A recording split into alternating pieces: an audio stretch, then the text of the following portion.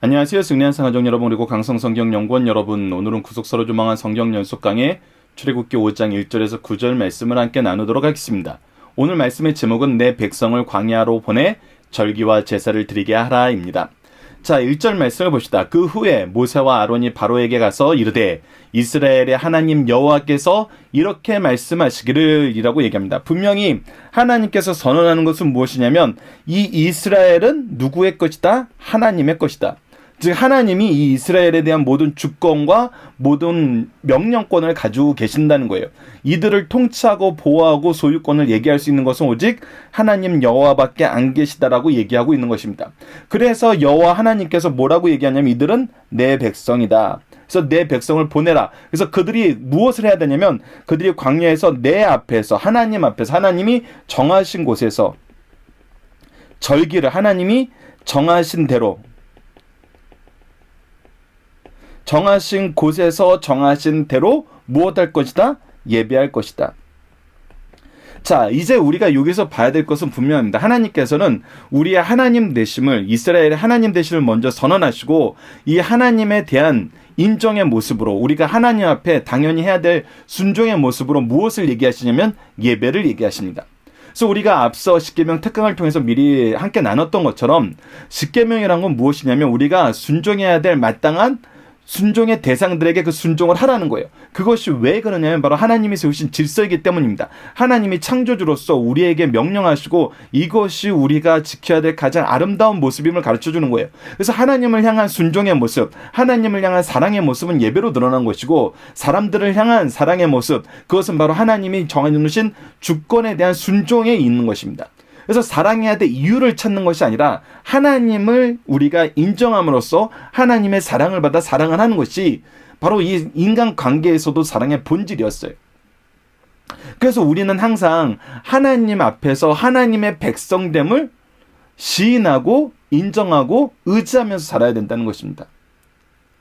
그리고 이것을 전하는 삶을 사는 것이 이스라엘 민족의 본질이에요. 이 성도의 본질입니다. 우리가 하나님을 믿는다고 이 믿음으로 하나님을 받아들이고 이것을 입으로 시인한다는 것은 바로 하나님이 우리의 왕되심을 시인하는 것입니다. 이스라엘 민족은 지금 그것을 해야 되는 역사적인 사명 앞에 있는 거예요. 하나님께서 아브라함을 선택하셔서 이제 모세를 통해서 구원하시고 우리를 제사장 나라로 거룩한 백성으로 삼으신 것은 바로 이것을 하게 만드시는 거거든요.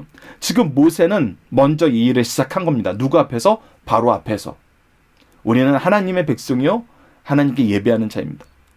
그것이 바로 우리가 하나님의 소속된 권속임을 나타내는 것이고 하나님은 이것을 기뻐하십니다. 이렇게 선언하고 있는 거예요.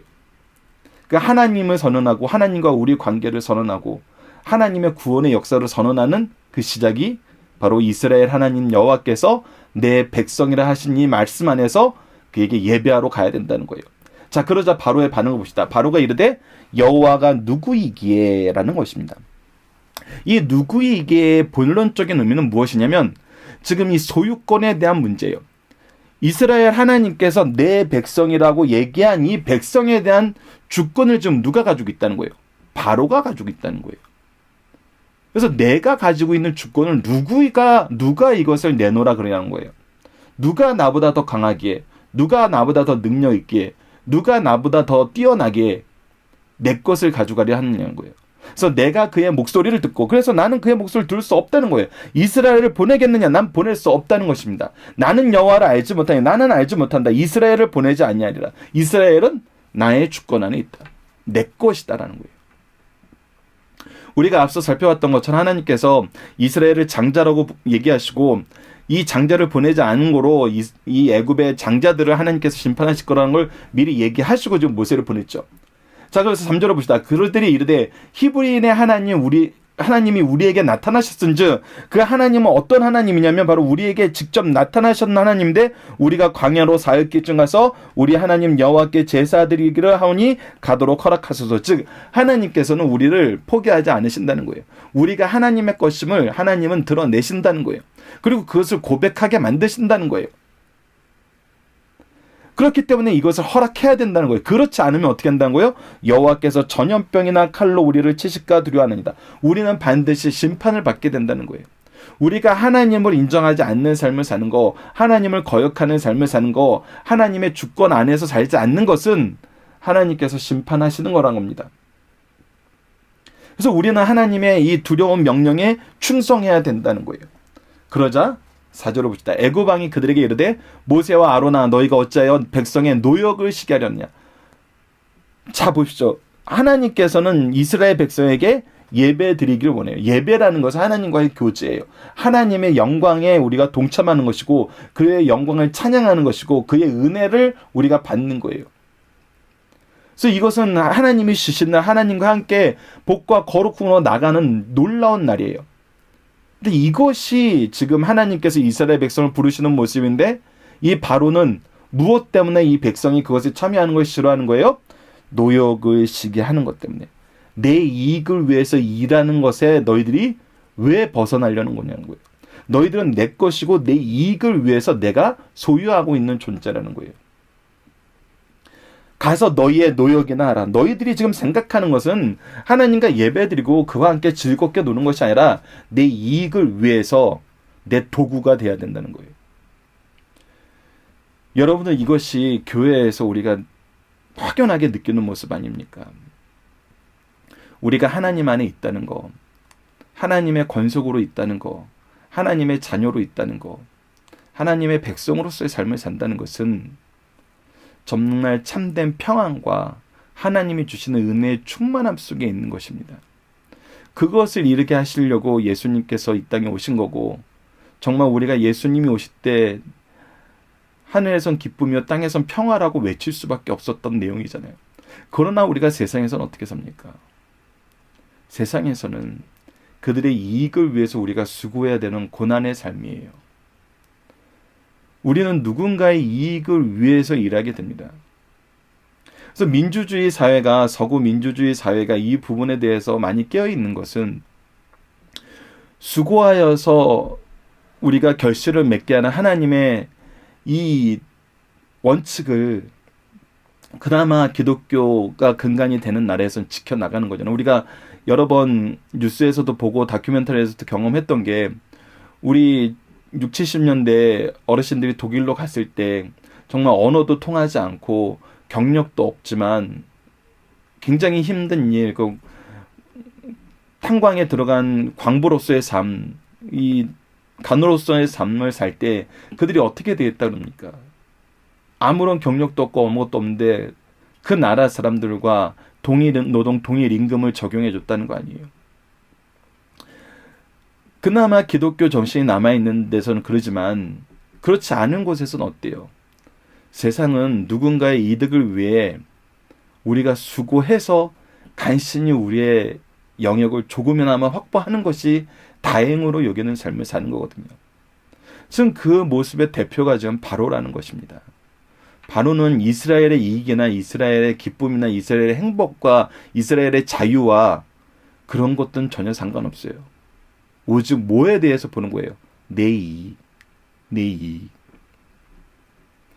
정말 우리가 출애굽기를 보면서 너무 안타까운 것은 무엇이냐면 하나님은 하나님의 백성으로서의 삶이 어떤 모습인지 이 출애굽 과정에서 광야에서 계속 보여줍니다. 근데 조금만 이것이 내 마음에 들지 않아도 사람들이 어디를 꿈꿔요? 다시 애굽을 꿈꿔요. 그들의 이익을 위해서 착취당하던 그 생활이 더 좋았다는 거예요. 이것이 바로 죄악의 무서움입니다. 굉장한 무서움이에요. 우리가 죄악의 속성을 가지고 죄악 세상에 살 때 정말 쉼이 없고 고난만 있어요. 이것은 우리가 창세기 4장에서 가인이 만든 에녹성의 모습을 통해서 보잖아요. 그곳에 온통 모든 문명이 다 형성되면서 그곳이 좋아 보이고 많은 사람들이 그곳에 들어가서 살아요. 그러나 그것은 승자 독식의 사회였어요. 왕이 젊은 청년을 죽이고 나서도 나는 하나님보다 더 높으니 누가 감히 나에게 뭐라 할까 이렇게 얘기하는 곳이었어요. 동일합니다. 애굽의 왕도. 하나님은 우리를 사랑하시고 우리를 구원하시고 우리와 함께 하시길 원하는데 세상은 우리를 잡아놓고 자기 이익을 위해서 일하길 원합니다. 이게 본질입니다. 이 본질을 우리가 꿰뚫어 볼 수 있어야 돼요. 그랬을 때 우리의 신앙이, 우리의 삶이 어느 것이 지혜로운 삶인지 바로 알게 됩니다. 우리는 하나님의 백성으로 사는 것이 지혜롭고 참된 평안의 삶이라는 걸 알아야 됩니다. 5절을 봅시다. 바로가 또 이르되 이제 이 백성이 많아졌거늘 너희가 그들의 노역을 지게 하는도다. 계속 얘기합니다. 너희들을 통해서 있는 어덕을 이제 내가 더 이상 그걸 포기할 수 있는 것이 아니다라는 거예요. 바로가 그 날에 백성과 감독관들과 기록원들에게 명령하여 이르되 너희는 백성에 가서 벽돌에 쓸 집을 전과 같이 주지 말고 어떻게 하라는 거예요. 이제 협력해서 했던 것이 더 많은 부분을 이 이스라엘 백성들에게 전가시키라는 거예요. 더 많은 일을 시키라는 거예요.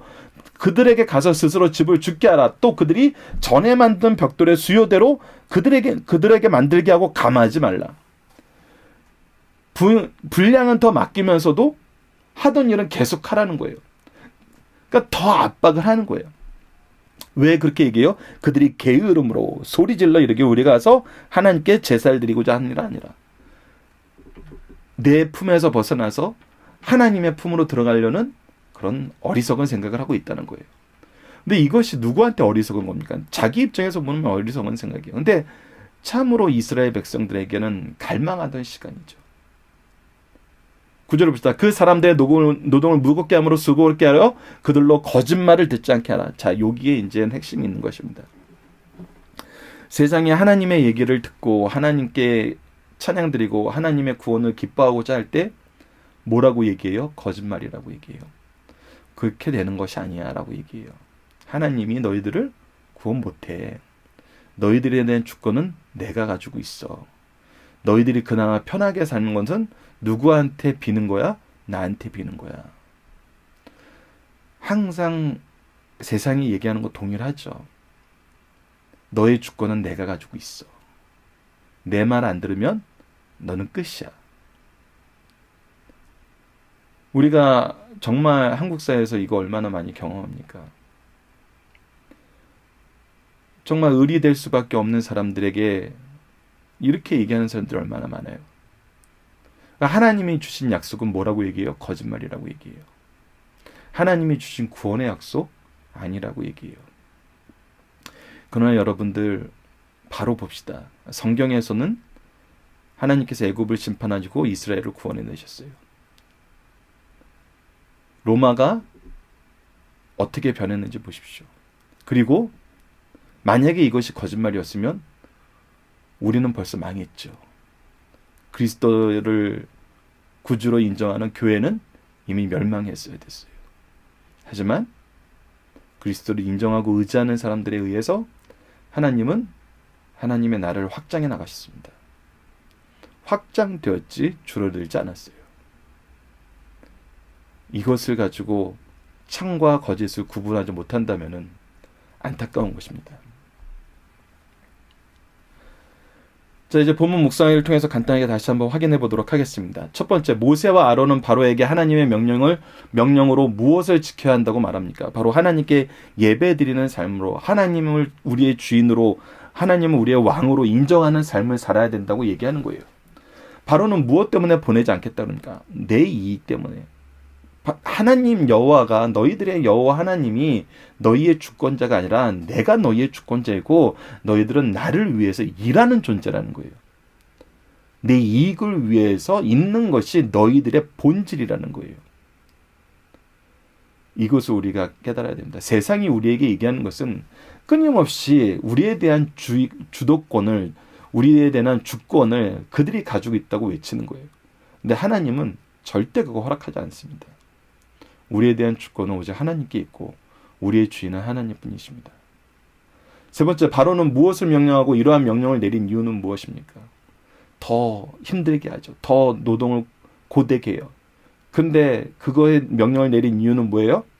지금 모세와 아론이 와서 너희들을 거짓말로 유혹하고 있다는 거예요. 그래서 이 거짓말에 너희들이 속아 넘어가지 않도록 하기 위해서 내가 너희들을 더 고되게 하고 있다는 거예요. 자기 이익을 극대화시키는 방법을 쓰면서도 무엇 하는 거예요? 자기가 잘하고 있다는 거예요. 여러분, 이 교묘함, 이 사악함 우리가 구분하지 못하면은 이들의 말이 맞아 보여요. 사실 현대사회에 나오는 여러 가지 얘기들 보면은 이런 얘기에 유혹당해서 넘어가는 얘기들도 많아 보입니다. 이거 우리가 구분할 줄 알아야 됩니다. 자, 본문의 중심 사상을 봅시다. 출애굽기 5장은 모세와 바로의 첫 대면으로 모세의 이스라엘 백성 해방 요구와 바로의 핍박의 그 내용입니다. 5장을 분류하면 다음과 같습니다. 1, 2절은 모세와 아론이 바로에게 하나님 여호와께서 내 백성을 보내라 할 때 여호와가 누구기에 내가 이스라엘 백성을 보내느냐 하면서 하나님의 명령을 거부한 내용입니다. 3절로 9절은 히브리인의 하나님 여호와께서 자기 백성에게 절기를 지키고 제사를 드리라고 하라 요청하였으나 바로는 거절하고 이스라엘 백성에게 고역을 가중시키라고 명령합니다. 10절에서 14절은 바로가 짚을 주지 않고도 벽돌의 수요를 감하지 말라 예굽 감독관과 이스라엘 기록원들에게 통보하자 어떻게 해요? 이스라엘 자손들의 노동은 더욱 가혹하게 만들어졌어요. 그리고 나서 15절에서 21절이 참 안타깝습니다. 이스라엘 자손들의 기록원 패장들이 바로를 만나 노동 조건의 개선을 요구하자 역시 거절당합니다. 기록원들이 모세와 아론을 만나 사태를 더욱 악화시킨 책임을 추궁하게 됩니다. 그래서 오히려 이것을 정말 거짓말로 받아들이게 되는 거예요. 참 이것은 우리의 연약함이 드러나는 부분입니다.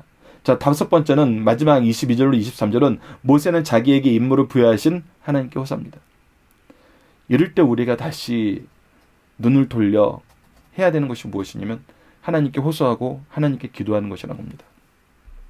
자, 중심사를 하나씩 봅시다. 하나님의 피조물인 사람은 창조주 하나님의 명령을 듣고 순종하여야 된다는 거예요. 오직 우리의 왕은 하나님의 쁨을 인정하고 그것을 의지하고 사는 것이, 그 안에서 사는 것이 참된 평화라는 거예요.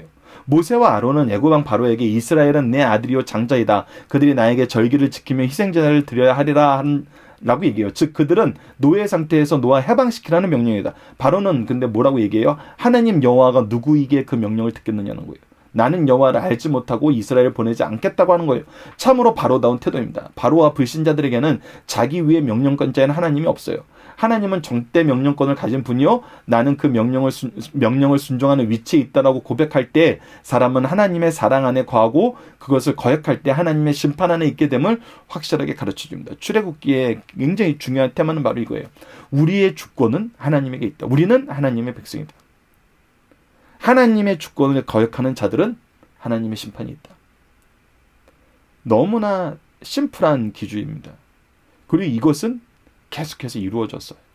두 번째, 모든 사람은 반드시 여호와께 절기를 지키고 희생의 제사를 드림으로 섬겨야 된다는 거예요. 이스라엘 백성들이 애굽을 떠나야 할 이유는 하나님의 백성으로서 절기를 지키고 하나님께 제사를 드리기 위함입니다. 하나님은 백성으로 절기를 지킨다 하면 하나님이 행하신 일을 기념하고 즐거워하고 감사하는 것이에요. 예를 들면 인간의 환경과 필요를 위해 천주와 만물을 창조하시고 사람을 하나님의 형상대로 지으시고 심히 좋아하신 사실에 동의하고 감사하며 즐거워하는 거예요. 자, 여기서 우리가 봐야 되는 것이 바로 이 부분입니다.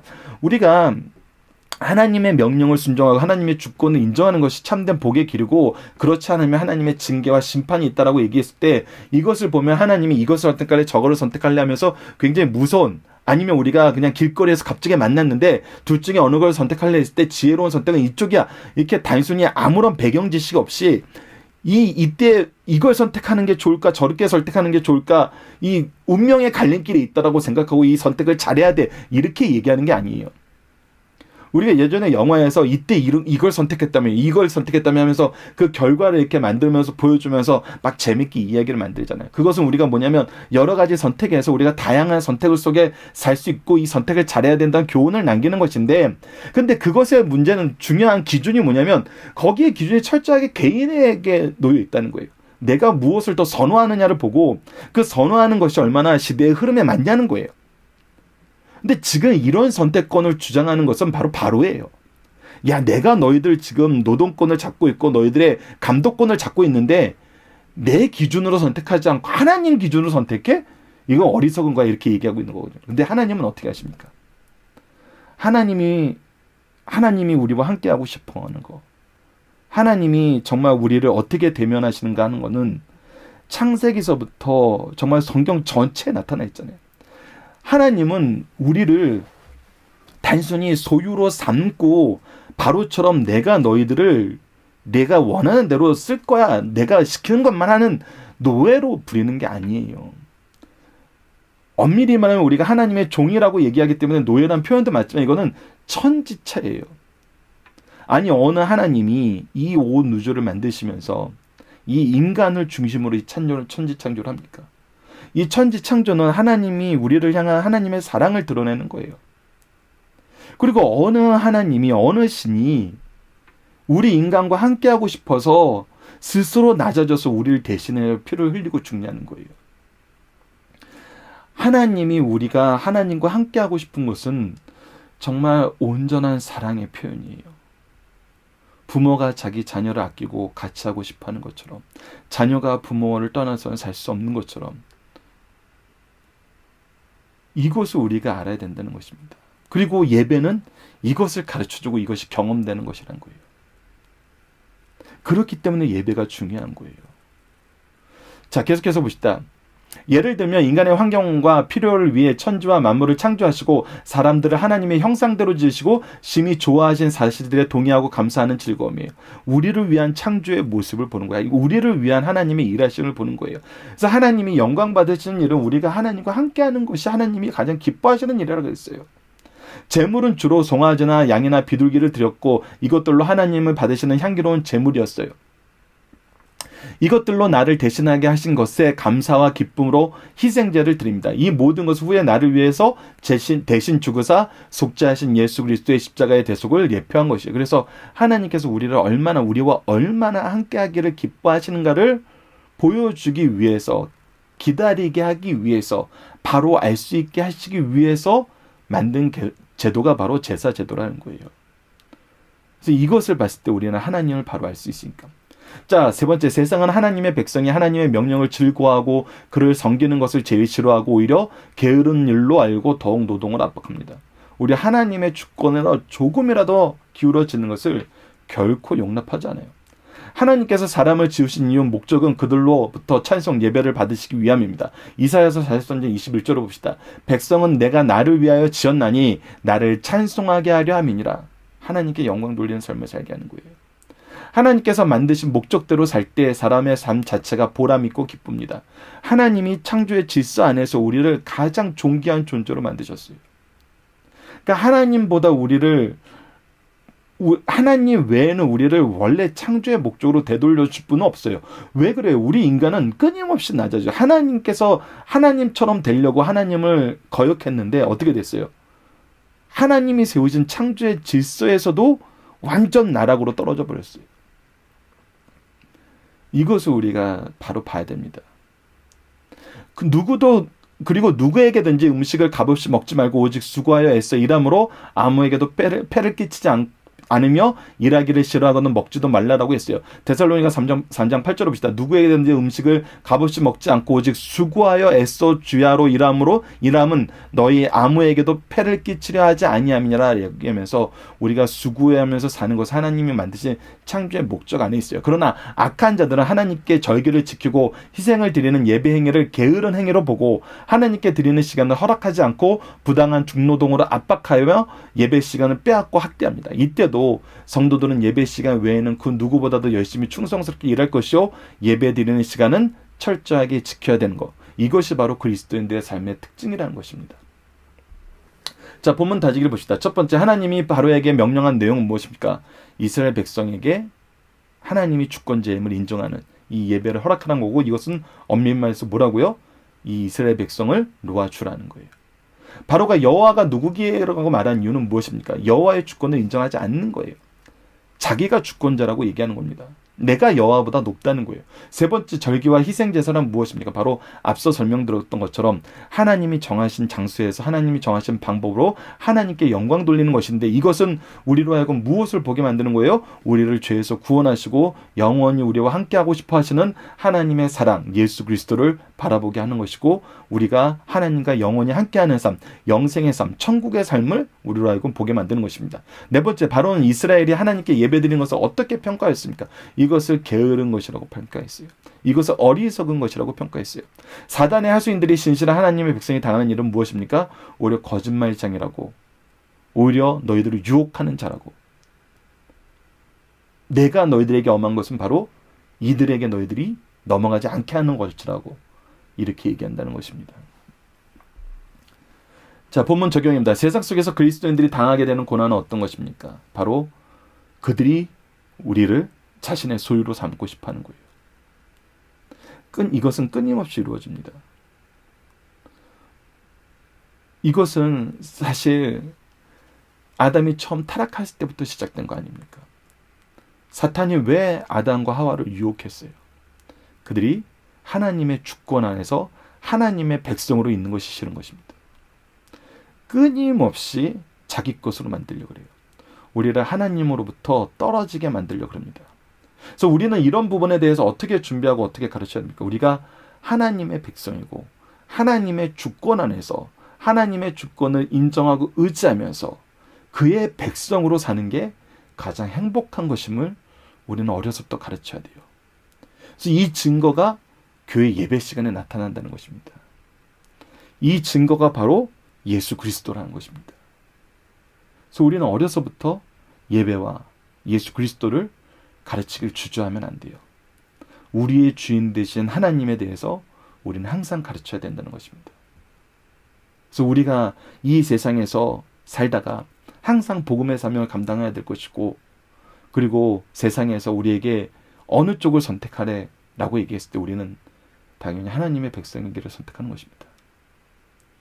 아무리 우리에게 좋은 거를 준다는 어떤 사람이 와서 내가 너희 부모를 버리고 나를 선택하라 그랬을 때 세상 사람들이 이거 어떻게 봅니까? 이것이 하나님이 우리에게 주신 기본적인 양심의 법 안에서 무엇이 진리인지 알게 하는 정말 기초적인 본원적인 지식과 감정이에요. 이것은 하나님의 마음을 우리로 하여금 경험하게 하시기 위해서 주신 가정의 질서인 거예요. 그럼 당연한 겁니다. 우리가 하나님을 인정하지 않는 것은 우리가 부모를 인정하지 않는 것과 동일한 거예요. 그래서 우리는 이것을 가르쳐야 돼요. 동일한 게 아니라 더 근본적인 부인을 하는 것이죠. 우리가 한 가정에서 부모 자녀 되게 한 거, 부부 되게 한 거, 이거 모두 하나님의 뜻이거든요. 그런데 우리가 이루신 하나님이 이루어진 것은 인정하면서 하나님은 인정하지 않아요. 이것은 정말 잘못된 것입니다.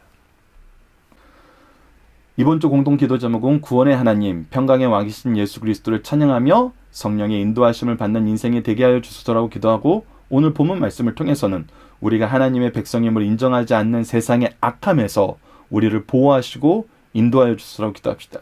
그리고 두 번째는 우리를 통해 일하시는 하나님을 통해서 오히려 세상에 하나님을 인정하고 경외하며 찬양하는 삶을 살게 하여 주소서로 기도하는 우리 승리할 산 가족 여러분들, 강성 성경 연구원 여러분들 되길 기도합니다. 감사합니다.